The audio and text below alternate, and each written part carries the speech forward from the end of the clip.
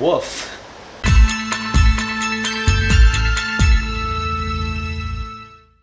The Curse of Audrey Earnshaw is directed by Thomas Robert Lee.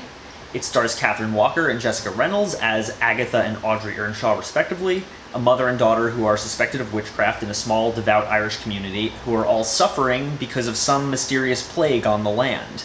I didn't even know this movie existed going into it. I only heard about it at all because Felicia from Girly Gore and I were talking about the festival lineup for Fantasia. So I decided to check it out, and I can definitely say it's some sort of an experience of some kind. And before we get started, I just want to give a huge thank you to the people over at Fantasia Film Festival for giving me a press badge so I can go check out some movies and talk about them on here. Please give them support. They are one of the coolest genre festivals out there right now, and they have a lot of good stuff in their lineup. So if you're thinking of checking it out, go buy a ticket if they're still on sale. There's a bunch of cool stuff you can watch. My list of issues with Audrey Earnshaw is a lot longer than the list of things I liked about it, even if I can't call it technically bad. It's wonderfully well shot with this bleak, rural Gothic atmosphere that makes everything feel hopeless right as the film starts. Its color palette is similar to that of The Wind, using a lot of muted grays and browns to convey this feeling of rot and decay. The performances are all pretty damn fantastic in a film with as many characters as this, and in a movie with so many characters, it's great that all of them deliver such powerhouse performances. And of course, the costume design is something I especially want to mention because there's a shot toward the end of this movie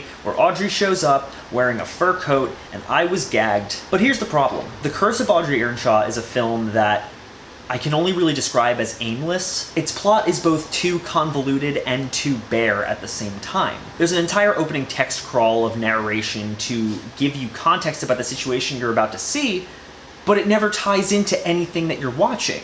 There's a bunch of information we can gather about Audrey and her mother from the information that the film provides, and we can understand enough about Agatha due to context clues in the dialogue. So, minor spoilers, even though this is really just kind of the plot. Agatha made some kind of deal with the devil for fertile land, and Audrey is some sort of demon, witch, antichrist that came about as a result of that with some kind of magical powers. And she uses those powers to get revenge on anyone she perceives as having wronged her or her mother. So we get this interesting movie that's kind of The Witch, but from the witch's point of view. And that's really interesting and all, but what's the point? That's what I mean when I say that this movie is aimless. There's no point to any of it. Yo, Heather, your thing's beeping. It's just this extremely mean-spirited film with no moral, no conceivable themes, no underlying message throughout its entire runtime that I could decipher. We don't even really get an idea of if the people in this village deserve the suffering that they're facing or not. None of them seem like that bad of people.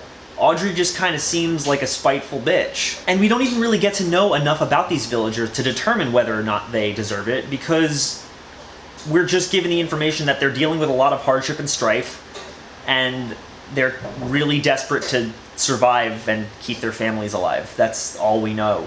At least with The Witch, it's a film ultimately about liberation for Thomasin. Here, we don't even have that. There's no purpose to the suffering that ties into this film's themes. It's just kind of 90 minutes of misery porn. It's pretty well made from a technical perspective, but it doesn't give you anything to chew on, and it just leaves you feeling bad for all the characters involved. The biggest problem with this movie is its script. The characters are all incredibly underdeveloped, in spite of the good performances, and it seems like it's an attempt at ambiguity, but the film is too ambiguous, and it leaves you with no answers, because any answers to the questions you do have are off on another planet somewhere. I love the film that makes you think, but you need to give your audience some idea of what to think about, or they're just going to be bored throughout the entire runtime. A movie can be style over substance, but this movie has too much substance and not enough style to justify it.